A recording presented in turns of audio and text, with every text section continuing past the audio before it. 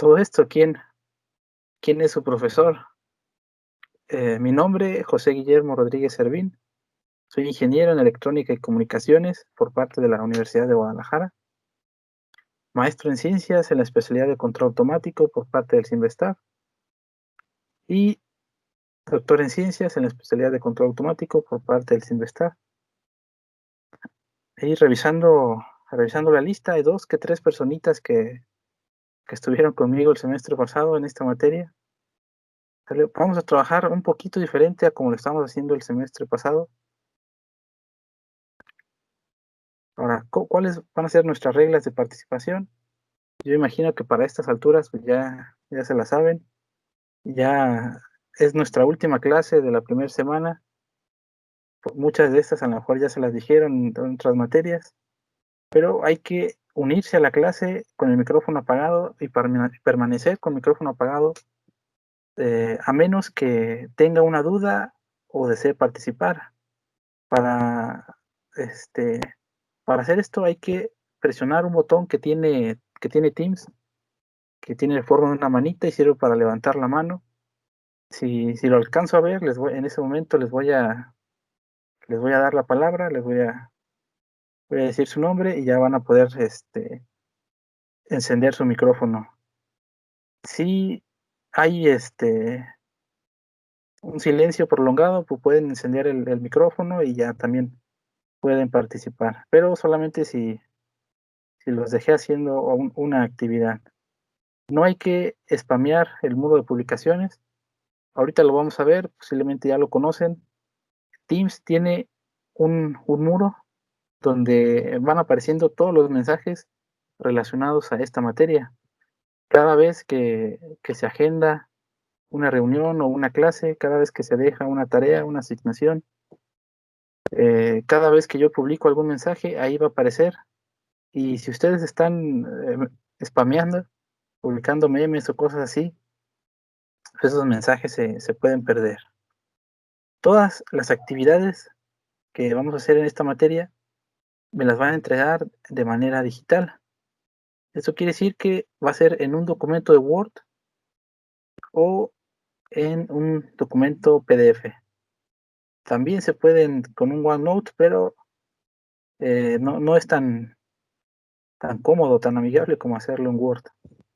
Todos estos deben de contener por lo menos su nombre, fecha y número de actividad. Ahorita les voy a dar más detallitos acerca de esta parte. ¿Cómo es que los vamos a evaluar? Un 60% de su calificación del parcial va a depender de todas las tareas, diagonal, actividades que vayamos a hacer en esta materia. Es decir, que si hacen todas las actividades, ya están casi aprobados, les falta tantito. Ese tantito lo pueden obtener de las prácticas, las cuales van a tener un peso de un 40%. Vamos a hacer más o menos unas 2 prácticas por parcial y sí, más o menos 2 prácticas. Si alcanzamos a hacer más, haremos más. Pero los parciales están muy cortitos, son más o menos un mes y una semana. O sea que nos vamos a ir tendidos. Y tenemos por aquí un indicador más que es la asistencia con un 10%. En condiciones normales no les daría puntos por la asistencia, pero en esta modalidad de trabajo a distancia, eh, yo entiendo que es complicado estar y atender a todas las clases en línea. Es creo incluso un poquito más pesado que estuvieran en el salón de clases, porque hay tienen muchísimas más distracciones. Nada me asegura que estén en su llamada de Teams y tengan en una pestaña abierta el Facebook o YouTube o otra cosa. Pero si estamos aquí, cumplen con 100% de asistencia, pues van a tener un puntito de regalo. ¿Sale? Quiere decir que si les fue muy mal en las prácticas o no entregaron 2, 3 actividades, con las asistencias se pueden recuperar. Esto nos da un 110%, un 10 o un 11, ¿sale? Ahora vamos a darnos un pequeño tour por nuestro Teams, ¿vale? Bueno, esta partecita yo creo que ya la conocen. Aquí en el chat, si ustedes, a mí no me deja, pero si le dan clic, eh, ponen el cursor encima de mi nombre, les va a aparecer la opción de mandar un mensaje de chat. Mediante el chat me pueden mandar mensaje si tienen alguna duda muy particular o en los tiempos de clase. ¿Vale? Todos esos mensajes o esos chats aparecen aquí en esta pestañita de chat. En equipo le van a aparecer todas sus materias a las que estén inscritos. En tareas, las tareas que tengan con sus diferentes materias. En calendario, si su profesor cargó o programó todas las sesiones, aquí va a aparecer, debería aparecer su horario, ¿vale? El 51. A un ladito del que dice muro de publicaciones, hay una pestaña que dice archivos. Dentro de archivos hay una carpeta que dice materiales de clase, otra que dice libros, y dentro de esta hay tres libros. Uno que se llama Programación en Java de Luis Joyanes, ese está en español. Otro que es Programación orientada a objetos y Java, pero este está en inglés. Y otro más que se llama Empezando a programar con Java para Dummies. No se asusten por el nombre de para Dummies. Estos libros suelen estar eh, suelen estar muy bien explicados, con todos los posibles detalles que uno pensaría ¿cómo se llama? Todos estos detallitos que a veces nos atoramos a la hora de empezar a programar, a instalar nuestro Java, ahí detallan mucho esta parte y lo explican con mucha calma. Lo único malo es que no son tan formales o tan serios como los otros dos, ¿vale? Y bueno, este también está en inglés. Las clases yo las voy a estar basando en su mayoría en este último libro, Programación en Java de Luis Joyanes. Después de la pestaña de archivos hay una que dice blog de notas. Dame chance. Bueno, dentro del blog de notas hay una pestaña que dice bienvenido, te damos la bienvenida al blog de notas. Debajo aquí hay una página que dice temario. Aquí en esta pestaña, en esta página donde está el temario, cargué el temario de nuestra materia, ¿sale? Entorno de desarrollo, clases y objetos son temas que vamos a estar viendo durante este primer parcial.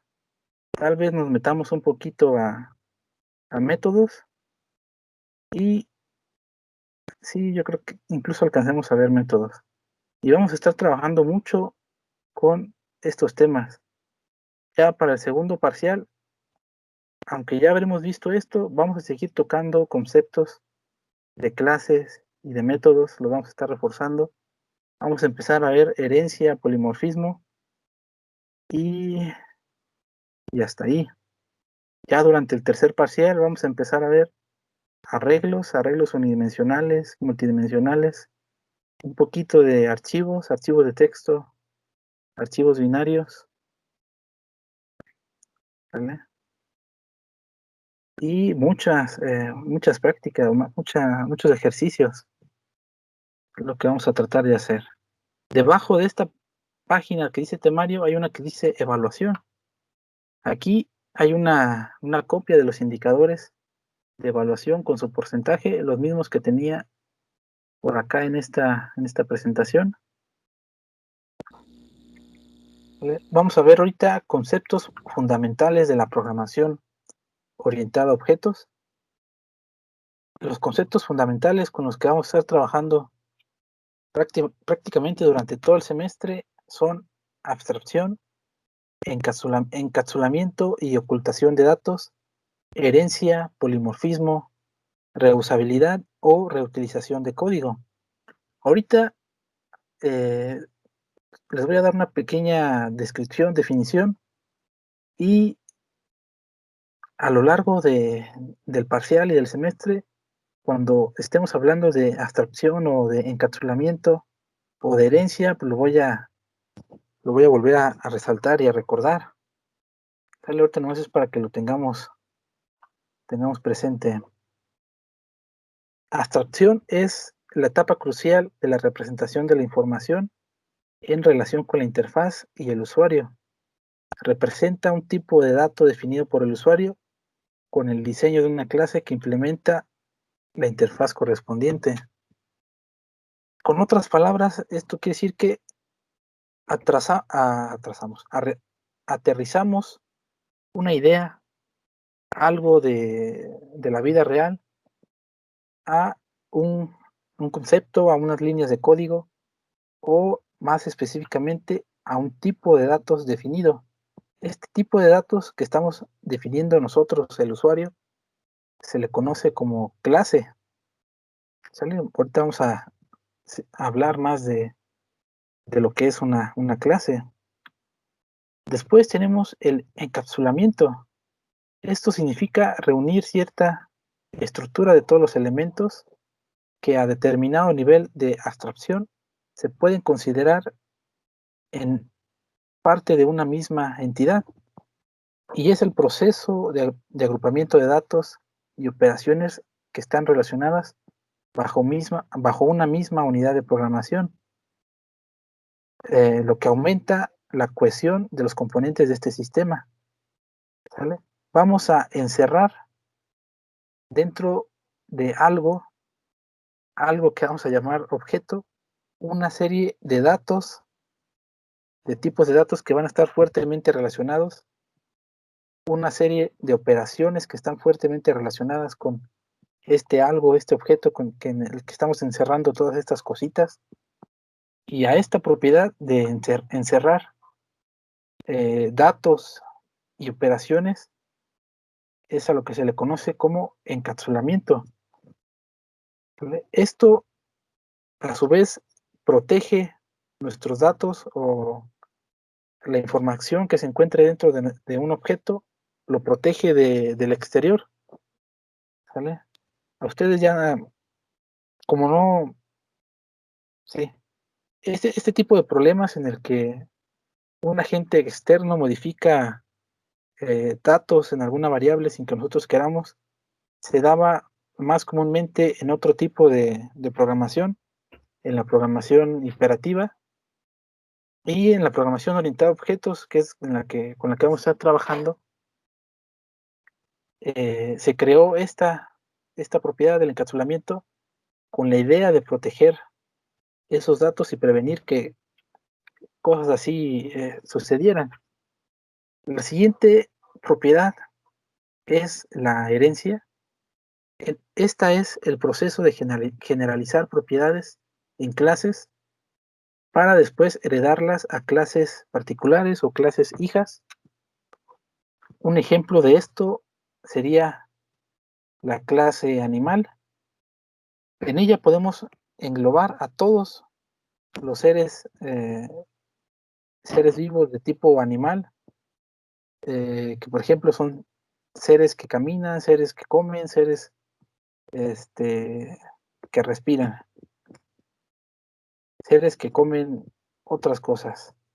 Pero si nosotros especificamos o damos un poquito más de detalles a esta clase animal, podemos ramificarla, por ejemplo, en los mamíferos, en la clase de los mamíferos o en la clase de los reptiles. La clase de los mamíferos sigue siendo un animal pero tienen la peculiaridad de que tienen pelo, de que amamantan, em, ¿y qué más? Y tienen sangre caliente. Los reptiles, por otro lado, son seres que tienen escamas, tienen sangre fría, ponen huevos. Y si queremos especificar aún más esta clase mamífero, nos encontramos con el perro, el gato y el zorro. Los tres son clases que pertenecen o que heredan propiedades de esta que es aún más grande, que es la mamífero. Los tres son animales que tienen pelo, que amamantan, pero por ejemplo el perro tiene sus caninos, el gato tiene los ojos que son muy buenos para ver en la oscuridad, sus garras, el zorro tiene el buen olfato, su buena vista, este color rojizo, ¿sale? Cocodrilo y serpiente, ambos son elementos que pertenecen o que heredan de la clase reptil.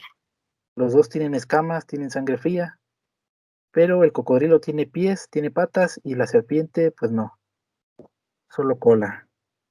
¿Sale? Entonces, tipo de, este proceso en el que nosotros tenemos una clase general y luego clases más pequeñas que heredan cosas de una más grande, se llama herencia. Esto se traduce en un ahorro de trabajo, ¿vale? Es decir, que si yo quiero crear una clase perro, no la tengo que crear desde cero, puedo heredar propiedades de mi clase animal, más bien puedo heredar propiedades de mi clase mamífero, que a su vez hereda propiedades de la clase animal. Quiero crear un objeto gato, lo puedo hacer desde cero o heredar parte del código que ya está implementado para la clase mamífero, y eso me ahorra trabajo, y que al final es lo que queremos como buenos ingenieros, eh, evitarnos trabajo innecesario. Polimorfismo. Este es la propiedad que le permite a una operación o función tener el mismo nombre en diferentes clases y actuar de diferente manera en cada una de ellas. La palabra polimorfismo nosotros la podemos dividir en poli y morfos. Poli, que significa muchos, y morfos, que significan formas. Entonces quiere decir que cuando hablemos de polimorfismo estamos hablando de algo que tiene muchas formas. Una, y cuando hablando en términos de programación, una función suele estar asociada a un tipo de datos. Una operación, una variable suele estar asociada también a un tipo de datos. Y el hecho de que nosotros podamos utilizar el mismo nombre para el mismo nombre para para la misma función, pero que trabaje con diferentes datos. No es cierto. Claro que sí, compañero. Esto es algo bastante importante, ¿vale? Que también muy poderoso, que también nos va a ahorrar algo de código. Y el ejemplo más sencillo de una función polimórfica es el caso del operador suma. Para ustedes y para mí no hay mucha diferencia entre hacer una suma de 2 más 3 o de 1.2 más 3.5. Para nosotros son números y ya, pero para la computadora no es lo mismo hacer una suma de números enteros que hacer una suma de números flotantes o de números dobles. Y el hecho de que, sin importar, que no le tengamos que especificar que esos dos números que estamos sumando sean enteros o flotantes y haga la operación bien, quiere decir que eso es un operador polimórfico. Reusabilidad. Este concepto significa que una vez creado, escrito y depurado una clase, se puede poner a disposición de otros programadores. El concepto de herencia en Java proporciona una ampliación o extensión importante a la idea de reusabilidad.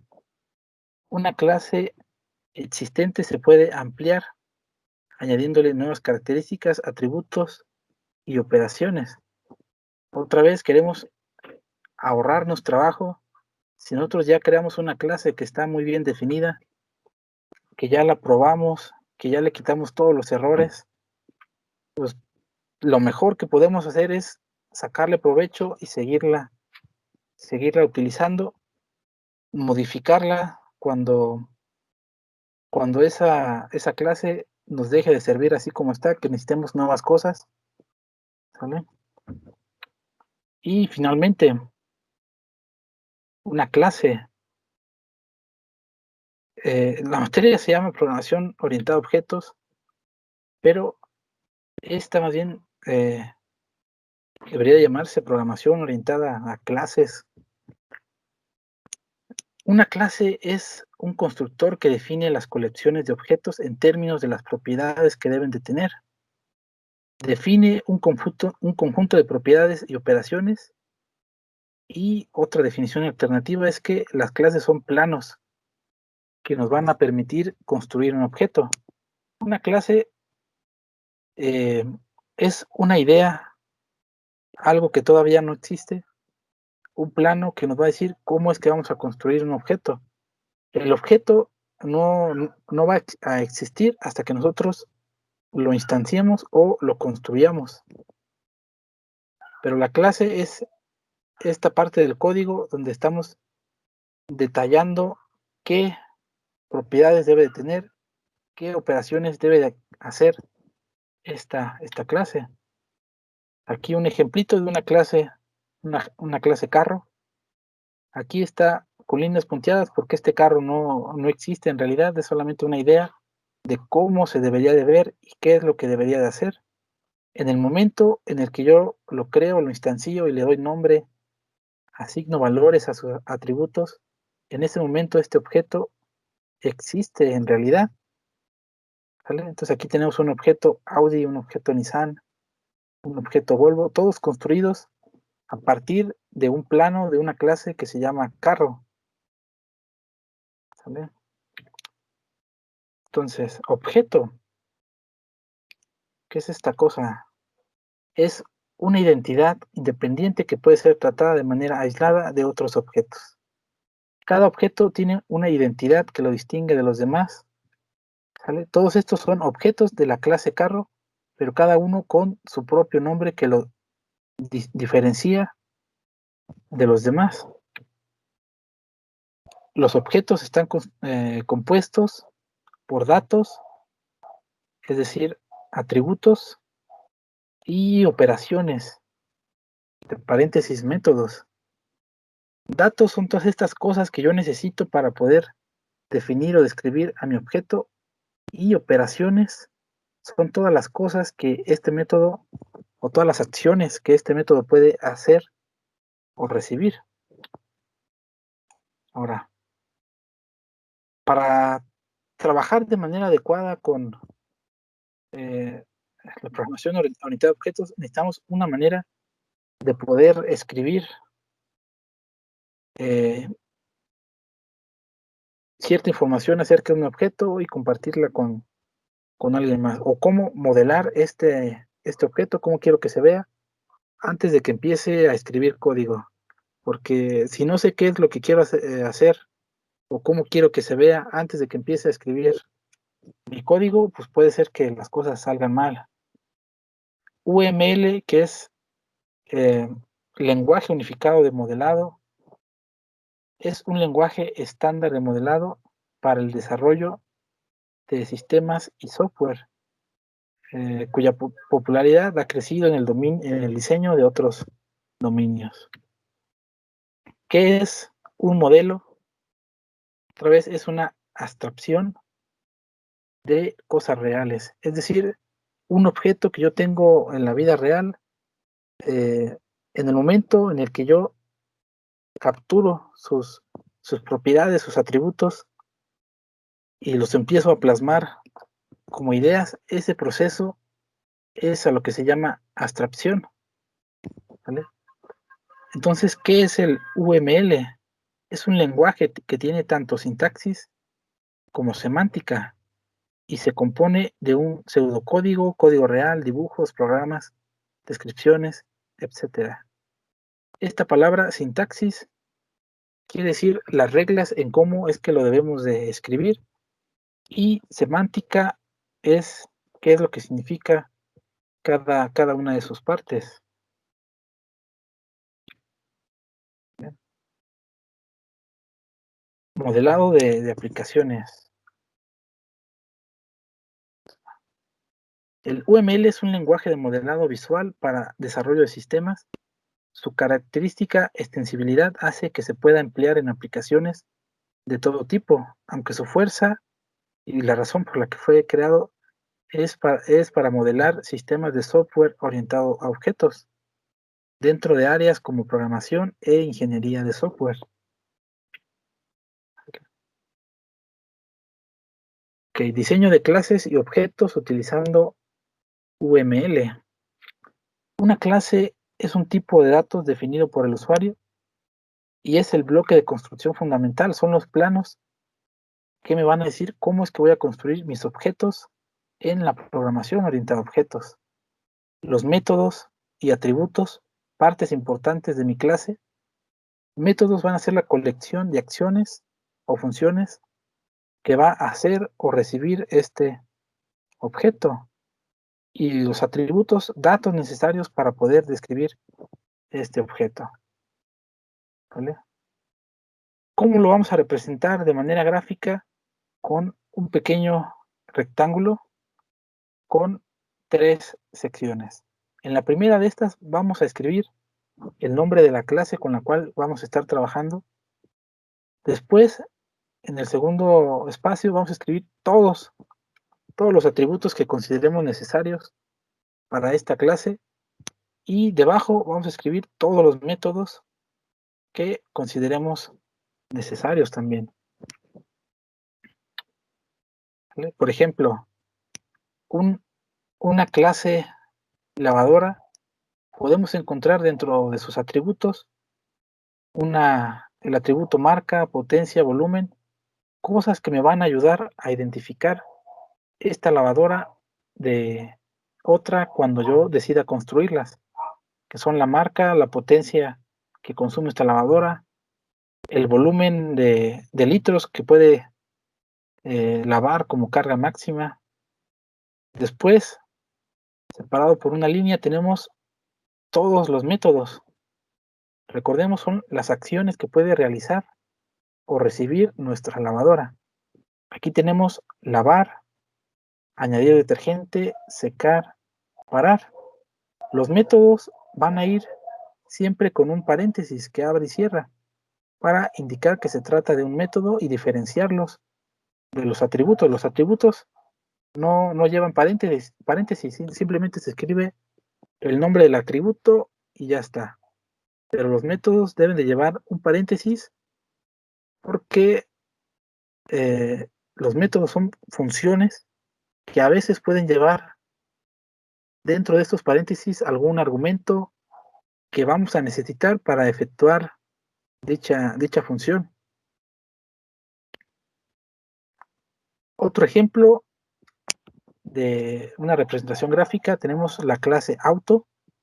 Como atributos tenemos el color de este auto, su motor, de cuántos litros es, la velocidad máxima que podemos alcanzar con este auto, ¿sale? Son cosas que me van a ayudar a diferenciar este auto de otros. También tenemos unos cuantos métodos: método arrancar, acelerar y frenar. Acciones que realiza o recibe la clase de tipo auto, ¿vale? Nos piden describir y justificar los objetos que se obtienen en los siguientes casos. Hay que utilizar UML. Vamos a dibujar así bien chido un pequeño rectángulo para nuestras clases.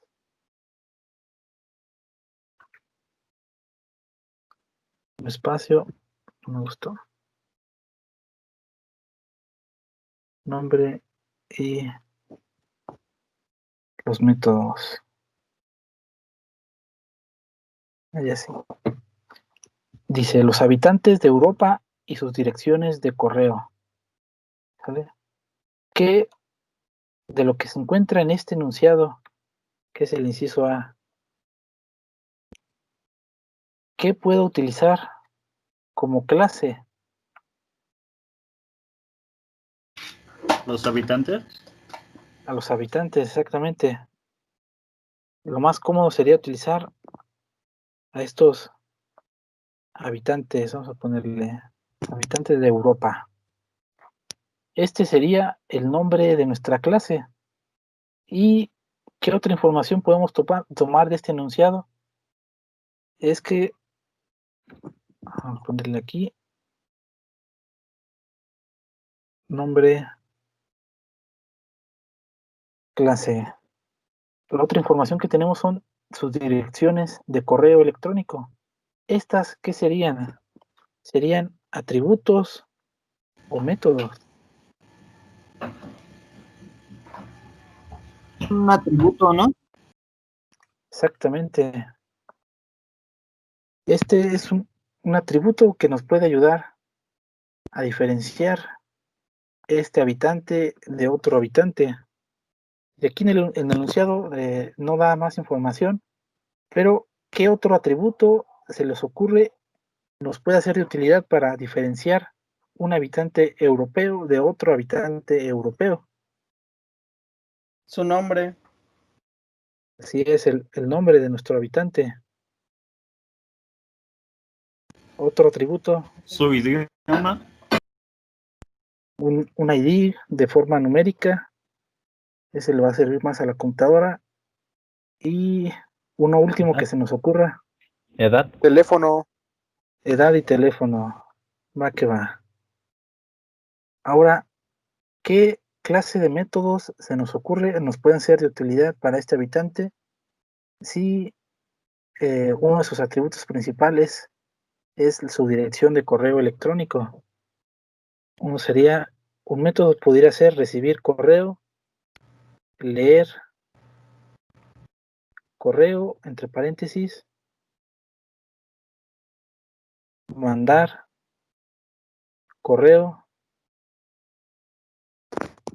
Otro método que se nos ocurra, Su dirección. eh, pero ¿qué hay que hacer con esa dirección? ¿La damos, la compartimos o la El modificamos? usuario. ¿Sale? Recordemos que esta sección de métodos son de acciones. ¿Sale? Acciones. Cosas que hace o recibe. ¿Podría ser una notificación? Ok, una notificación. Vamos a ponerle aquí, hay correo. Listo. Bueno, yo digo que con eso es suficiente para el inciso A. Vamos a trabajar ahorita con el inciso B. Tenemos los clientes de un banco que tienen una caja de fuerte alquilada. Aquí, ¿qué nos serviría o sí, qué nos sirve más como un nombre de clase? Cliente. Cliente, Banco. ¿verdad? Cliente. La que nos sirve es cliente, porque lo que tenemos asociado al cliente es una caja fuerte. El banco tiene asociado eh, a los clientes, pero ahorita lo que nos interesa más es la relación que tiene el cliente con su caja fuerte. Entonces aquí vamos a ponerle el cliente del banco. Y el atributo más importante, o el primero el que estamos obligados a tomar, ¿cuál sería? La caja fuerte. La caja fuerte.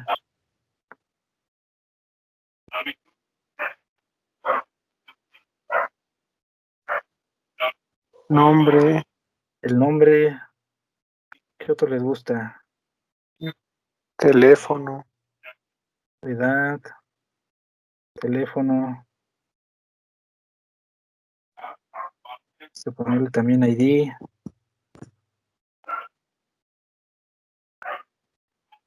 ¿Te acuerdas? región. Donde van los atributos, recuerden, van todas estas propiedades que me ayudan a diferenciar, un objeto de otro. Luego, en métodos, ¿qué podemos escribir como método? Si tenemos una cuenta de banco, una caja fuerte. Depositar y retirar. Depositar, pues de cajón. ¿Podría ser introducir ID? Sí, vamos a ponerle check ID. A mí me gustaría más como cambiar NIP. Y si le vamos a cambiar un NIP, entonces por aquí debería haber un atributo que se llame NIP. Y uno más que, muy importante, ponerle paréntesis, consultar saldo.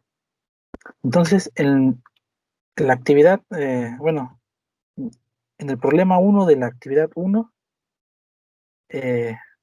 esto que acabamos de hacer ahorita es más o menos lo que tienen que hacer para esa actividad. El enunciado solamente nos da poquita información. Son enunciados similares a estos, los habitantes de Europa y sus direcciones.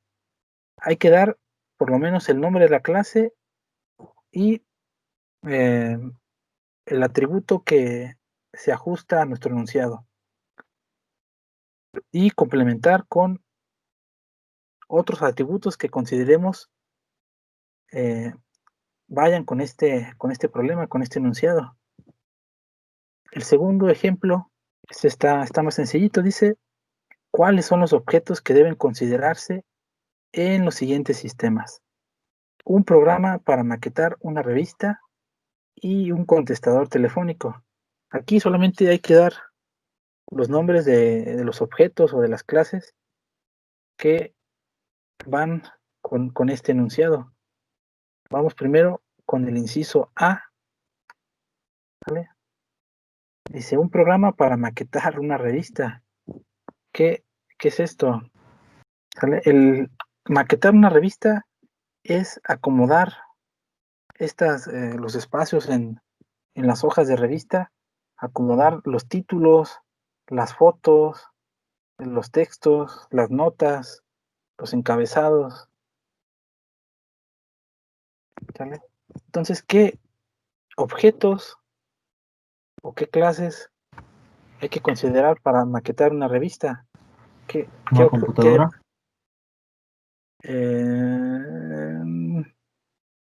¿El orden? Una cosa puede Yo ser. creo que más la impresión, ¿no?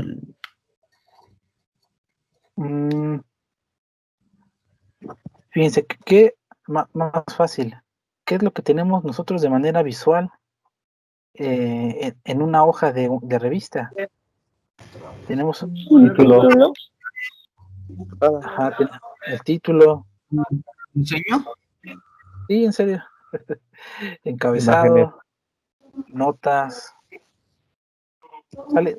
Cada uno de estos que tengo aquí sería un objeto que va a participar a la hora de maquetar una revista. Ahora, para el inciso B, que es un contestador telefónico, ¿qué es lo que necesitamos o qué objetos participarían para hacer un contestador? La grabadora de voz. Números, Números. teclas, Una grabadora, botones. Vamos a ponerle aquí botón para Micrófono. cable, botón para micrófono y bocina. cable de corriente, Vamos a ponerle línea El número telefónico. y el número.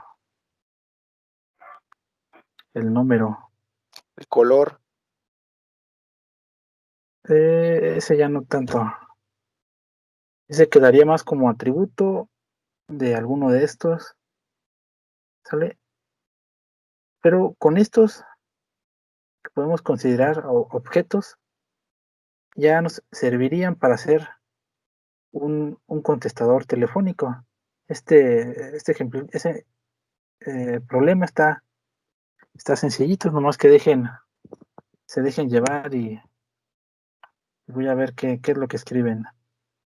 Y el último, que es el más interesante, es hay que definir unas clases utilizando UML.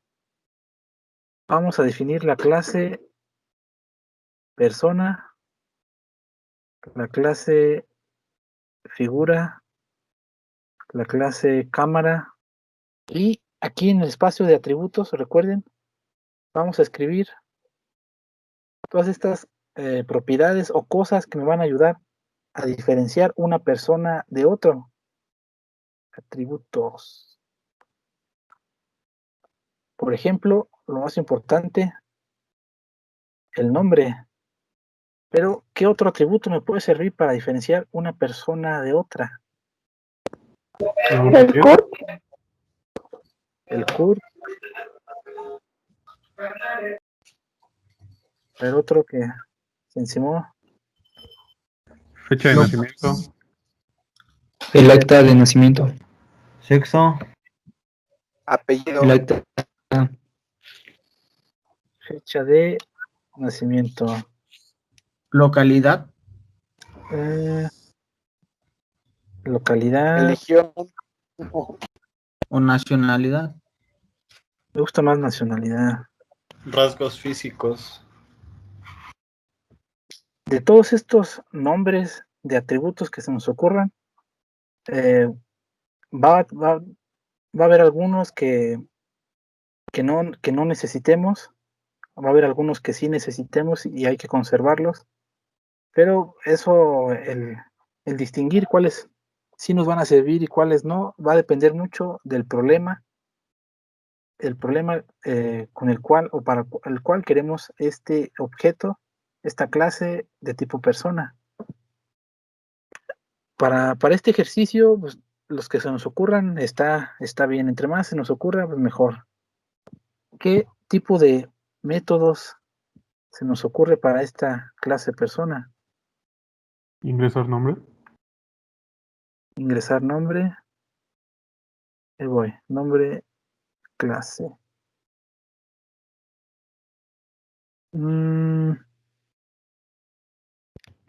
Ese no me gusta tanto. Tal vez cambiar nombre. ¿Vale? Porque cuando una persona nace, sus papás le dan el nombre y con ese nombre se quedan para toda la vida. Solamente que de plano los papás se hayan manchado y le hayan puesto un nombre muy feo, ya en algún momento esta persona pues va a querer cambiar su nombre. Pero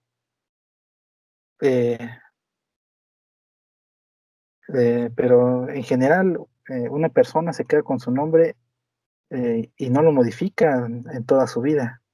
¿Qué otra acción qué otra acción puede realizar un objeto de la clase persona? Cambiar de sexo. Es la misma situación que cambiar de nombre. Nacemos con uno y en teoría pues, te quedas con ese para toda la vida. Pero también está la opción, ¿quién soy yo para juzgar? ¿Qué otro método se nos ocurre? ¿Comer? Comer. ¿Vale? Necesidades. Descomer. ¿Vale? Hablar, vamos a ponerle escuchar. Dormir. Dormir. Tomar. Ajá. Y así escribir. ¿Sale? Todas estas cosas, acciones que puede realizar una persona pueden calificar como el nombre de un método. Y ya después, habrá que definir, dar detalles de cómo es que van a ser, qué es lo que van a hacer estos métodos, estas funciones.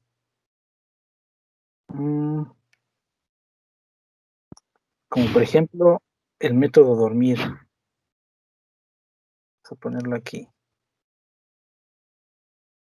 Dormir es un método que no recibe parámetros. Tiene una llave de inicio y una llave de final que indican que todo lo que se encuentra dentro es lo que vamos a hacer cada vez que mandemos llamar el método dormir. ¿Qué es lo que tenemos que hacer para dormir? No sé, descomer, Cerrar lavarse, los ojos. lavarse los Vomitar. dientes, recostarse, ¿a poco? Bueno, recostarse, cerrar los ojos y ya se acabó mi método de dormir. ¿Sale? Contar borregos. Contar borregos y no nos quedamos dormidos. Vamos a Ver ir con películas. echarse el maratón de Netflix. Si soy pobre, Pues ver el canal 5 o algo así. Era el 5. YouTube.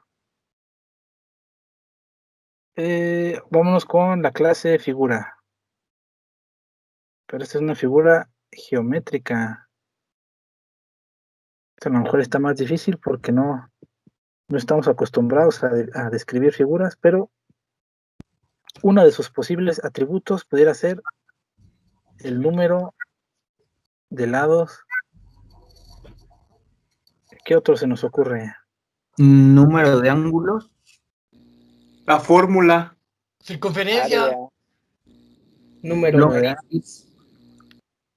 Vamos a ponerle área, Perímetro. volumen, Longitud. perímetro, Color. Arista. Altura. Radio. color. Radio, eso sería si estuviéramos hablando de una clase de círculo. Ahorita vamos a tratar de dejarlo general, que nos pueda servir para un cuadrado, para un triángulo, para un pentágono. ¿Sale?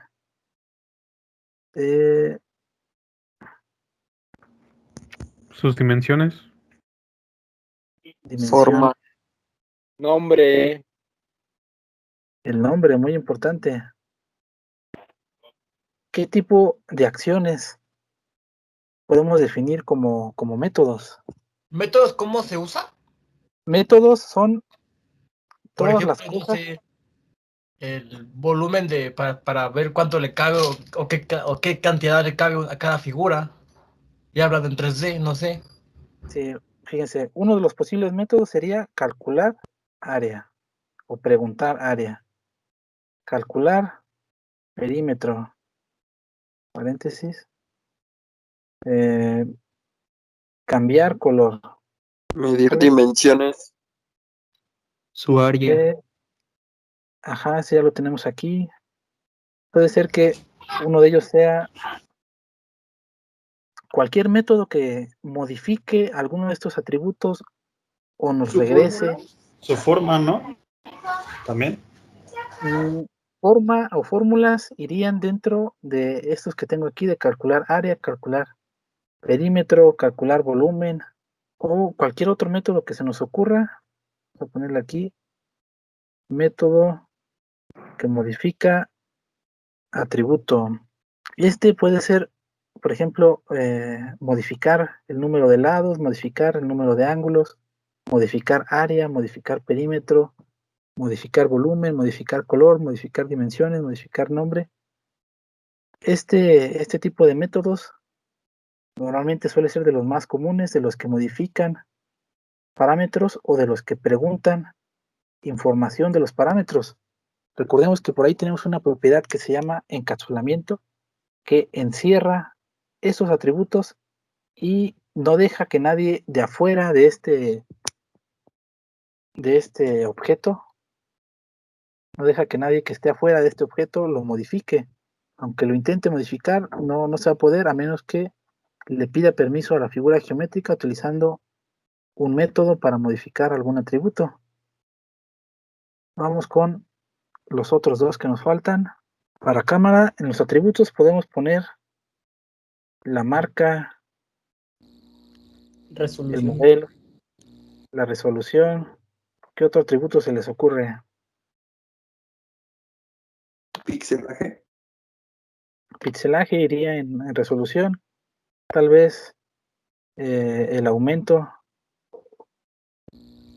El tipo de lente. tipo de lente. Sus diferentes aplicaciones, se podría decir. Vamos a ponerle filtros. Con cámaras sería igual como tipo instantáneas o eso ya sería otra cosa. Puede ser como tipo instantánea o una tipo profesional o incluso hasta la del celular. O sea, nada más con que tenga la capacidad de tomar fotos y La memoria. la memoria. Altavoz. Memoria y batería. Ahora, El ISIS, el ISO, no sé. ándale si está certificado o no, vamos a ponerle aquí ISO. En métodos, ¿qué acciones se nos ocurre para la cámara? ¿Cómo tomo las fotos? Nivel, Tomar foto, Tipo de foto. vamos a ponerle tipo de foto, nivel de aumento. Edición. Color. El Photoshop. el Photoshop, El flash. flash, Nivel de batería. filtro, El editor. Zoom. Editor. Zoom. Editor. el zoom, Mm-mm. editor,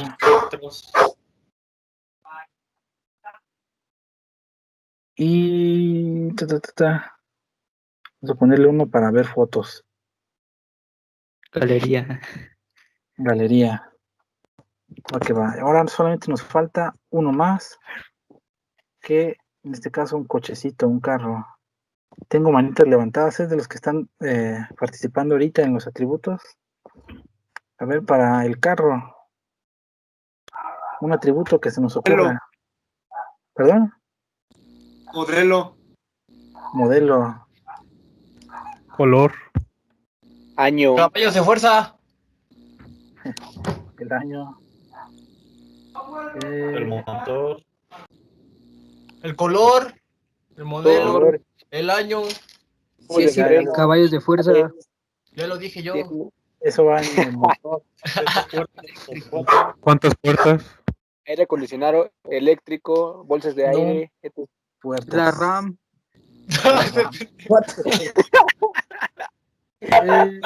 RAM a fuerzas. Tipo de coche, ¿Cuántos cilindros? RIN 14. número de cilindros. Y bueno, ya con esos.